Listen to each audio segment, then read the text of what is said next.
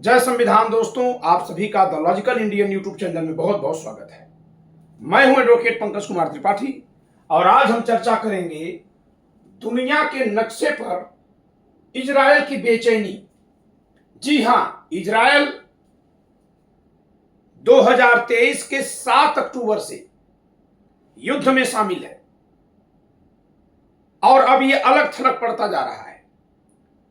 और यही कारण है कि संयुक्त राष्ट्र संघ सुरक्षा परिषद में इजराइल के राष्ट्रपति बेंजामिन नेतन्याहू दो नक्शा दिखा रहे हैं।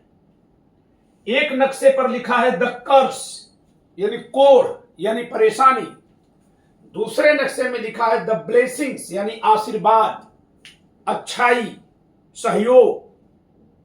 इन दोनों नक्शों में क्या दिखा रहे हैं? देखिए, द कर्स में क्या दिखा रहे हैं दोस्तों, ये है इजराइल, ये है सऊदी अरबिया। ये जो ब्लैक नक्शा दिखा रहे हैं ईरान, ये इराक, सीरिया और लेबनान, इन 4 देशों को यहां, और यमन में जो हूती विद्रोही हैं उनका छोटा सा इलाका दिखा रहे हैं यमन का।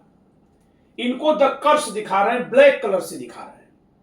जबकि दूसरे नक्शे में जो द ब्लेसिंग्स दिखा रहे हैं वो ग्रीन कलर से दिखा रहे हैं। इसमें कौन कौन से देशों को दिखा रहे हैं? इसमें जॉर्डन जो उनका पड़ोसी देश है, सऊदी अरबिया, संयुक्त अरब अमीरात, मिस्र यानी इजिप्ट और सूडान। इन देशों के अलावा एक तीर लगाकर दिखा रहे हैं रेड कलर की, जो अरब सागर से यानी भारत से जा रही है भूमध्य सागर में। और यहां भारत को भी इन्होंने ग्रीन दिखाया है, थोड़े से में ही सही लेकिन ग्रीन दिखाया है। भारत को ग्रीन दिखाने के साथ साथ बेंजामिन नेतन्याहू ने जो ये रेड कलर से दिखाया है यहां से यहां का रास्ता, ये बहुत मार्क करने वाला है। अब तक किसी का ध्यान इस पर नहीं गया है। इसके जरिए ये महत्व दिखाना चाह रहे हैं कि आप सब जानते हैं कि यहां से सारा व्यापार, चाहे वो हिंद महासागर का हो या अरब सागर के पड़ोसी देशों का हो, ये सब यमन के नीचे से लाल सागर से होते हुए स्वेज कनाल पार करके भूमध्य सागर से यूरोप और आगे अमेरिका तक होता है। इसको आप दूसरे नक्शे में देख लीजिए। देखिए, इसमें ईरान, इराक, सीरिया, लेबनान और हूती विद्रोहियों को इन्होंने दिखाया है अपने दुश्मन देशों के तौर पर, जबकि ये मिस्र, सूडान और सऊदी अरबिया को, यूएई को अपने दोस्तों के रूप में दिखाया है। साथ ही जो इन्होंने ये रास्ता दिखाया है, ये वाला, इसका एक बहुत बड़ा महत्व है जो मैं वहां दिखा रहा था। देखिए दोस्तों, चाहे ये जापान हो, चाइना हो, फिलीपींस हो, इंडोनेशिया, मलेशिया या ऑस्ट्रेलिया हो, इन सबका व्यापार, सिंगापुर हो, सबका व्यापार इस रास्ते से स्वेज कैनाल पार करके भूमध्य सागर, फिर जिब्राल्टर पार करके यूरोप और यहां से अमेरिका की तरफ होता है। ऐसे ही इधर से भी ऐसे ही होता है।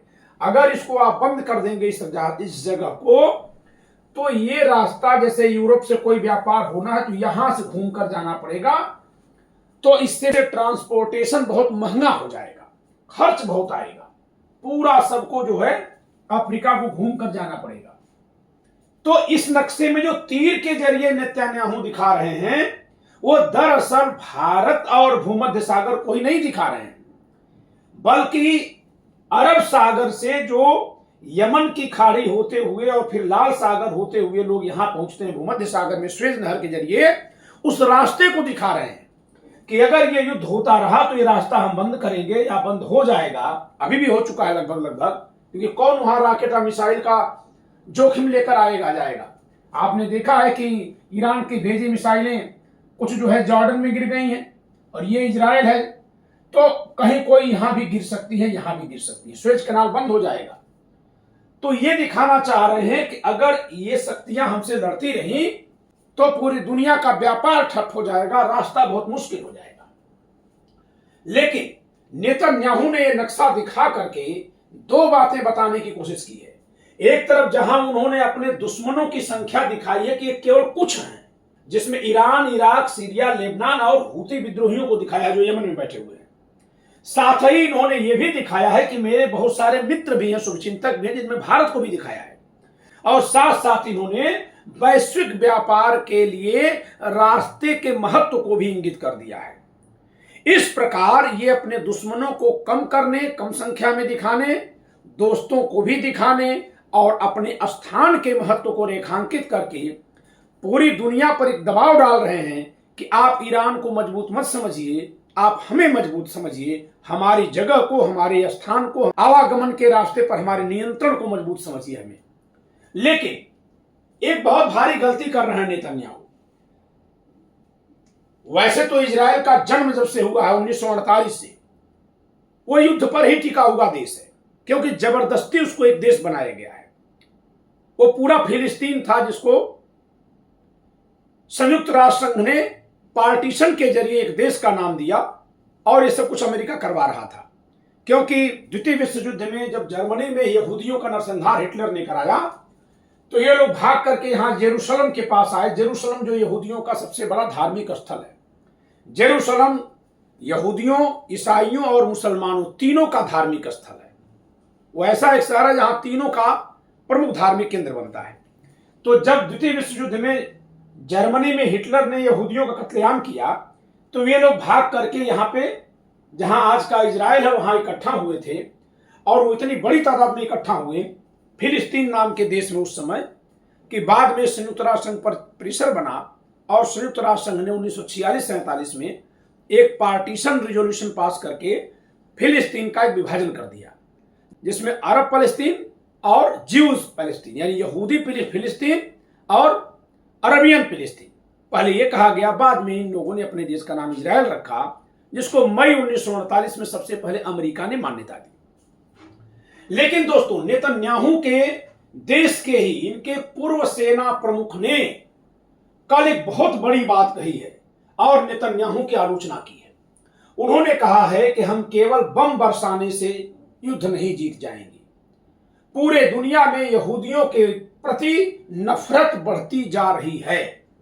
ध्यान दीजिएगा, इजराइल के पूर्व सेना प्रमुख ने कहा है, ऐसे में मैं सुझाव देता हूं कि हमारी सरकार युद्ध के साथ साथ कूटनीति पर भी विचार करे। कूटनीति का मतलब लेन देन करना, वार्तालाप करना, दोस्ती करना, समझौता करना, यानी थोड़ा नरम रुख अपनाना, उसको डिप्लोमेटिक कहा जाता है। यानी दुनिया के स्तर पर यदि कोई देश अपने को स्थापित करना चाहता है तो युद्ध के बजाय कूटनीति को महत्व दिया जाता है। कूटनीति का मतलब शांतिपूर्ण। तो सेना प्रमुख ने कहा है कि यहूदियों के खिलाफ पूरी दुनिया में नफरत बढ़ती जा रही है, और यही कारण है कि इजराइल के खिलाफ गोलबंदी तेज हो रही है। ऐसे में अगर पूरी दुनिया विरोध कर रही है तो हम युद्ध भले जीत जाएं, लेकिन एक मुल्क के रूप में हमारा बचे रह पाना संभव नहीं होगा। बहुत ही महत्वपूर्ण बात की तरफ इशारा किया है इजराइल के पूर्व सेना प्रमुख ने। और उन्होंने कहा है कि आप केवल बम फेंक करके अपने अस्तित्व को नहीं बचा सकते, बल्कि आप दुनिया को नाराज कर रहे हैं। दोस्तों, भारत में भी इस समय यहूदियों को लेकर के एक नफरत सी पैदा होती जा रही है। जिस समय भारत स्वतंत्र हुआ था, यानी 1947 में, उसके बाद अपनी कूटनीति में भारत ने इजराइल को मान्यता नहीं दी थी। इजराइल को पीवी नरसिम्हा राव जी की सरकार ने 1992 में मान्यता दी है। 1992 में, 1992 में बनने के 44 वर्षों बाद मान्यता दी गई है इजराइल को भारत के द्वारा। क्यों? क्योंकि जिस प्रकार एकमात्र यहूदी देश इजराइल है, वैसे ही भारत हिंदुओं का बहुसंख्यक देश होने के बावजूद भी लगभग एकमात्र देश है। तो हमने एक कूटनीति अपनाई थी कि हम यहां के इस्लामिक कंट्रीज को नहीं नाराज कर रहे थे, और इस नाते हमने हमेशा से फिलिस्तीन और इजराइल के विवाद से दूरी बनाए रखी। यही कारण रहा कि हमें कश्मीर मुद्दे पर अरब देशों का समर्थन पाकिस्तान की तुलना में ज्यादा मिला। जी हां, कश्मीर मुद्दे पर अरब लीग का समर्थन पाकिस्तान को नहीं मिला, भारत को मिलता रहा, हमेशा मिलता रहा। पूरा अरब जगत भारत का बहुत अच्छा मित्र रहा है। यानी भारत पहले से भी इजराइल को बहुत करीब नहीं मानता रहा है, और भारत में भी यहूदियों को लेकर के एक नफरत सी है। इनका जो एटीट्यूड है, हर जगह मार काट करने वाला, उसको लेकर के लोगों में एक इनके प्रति नफरत है। अभी अलग बात है कि ईरान भी जिस तरह के संकल्प लेकर चल रहा है, मुस्लिम ब्रदरहुड, ये अगर जीत जाता है तो फिर पूरी दुनिया में एक इस्लामिक क्रांति आएगी, और इस्लामिक क्रांति भी जब आएगी तो वो क्या करेगी वो भविष्य बताएगा। लेकिन वर्तमान में इजराइल का साथ अमेरिका भी नहीं दे रहा है। क्यों नहीं दे रहा है? क्योंकि अब तक के सभी युद्धों में इजराइल के साथ अमेरिका खड़ा रहा है। इस बार वो खड़ा तो हो रहा है, कह तो रहे हैं जो बाइडेन कि इजराइल के साथ खड़ा होना हमारा संकल्प है, लेकिन खड़े होने से पहले ही उन्होंने बता दिया कि इजराइल ईरान के परमाणु ठिकानों और उसके तेल कुओं पर हमला न करे। इसका मतलब क्या हुआ भाई? जब परमाणु ठिकाने पर हमला नहीं करेंगे और तेल कुओं पर हमला नहीं करेंगे तो न तो उसकी सामरिक शक्ति नष्ट होगी, न आर्थिक शक्ति नष्ट होगी, फिर हमला कहां करेंगे? इस प्रकार अमेरिका ने घोषणा भले कर दी कि वह इजराइल की रक्षा के लिए संकल्पबद्ध है, लेकिन वास्तव में उसने इजराइल को बांध दिया। उधर रूस के प्रधानमंत्री लगातार ईरान में बैठे हुए हैं और यह पहली बार देखा जा रहा है कि ईरान के द्वारा मिसाइल फेंक दिए जाने पर भी ये मिसाइलें अगर ईरान से दागी गई हैं तो यहां से यहां आई हैं, यानी कि ये सीरिया और इराक और लेबनान के इलाकों को, जॉर्डन के इलाकों को पार करके आई हैं। अगर यहां से फेंकी गई होंगी तो सऊदी अरब को पार करके आई हैं।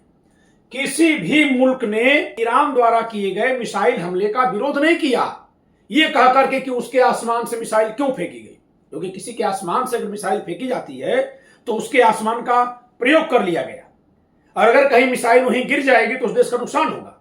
यह उसके देश में भी तो हमला है, उसका भी तो आसमान असुरक्षित हो गया, वहां भी हवाई जहाजें उड़ रही हैं और रोकना पड़ जाएगा।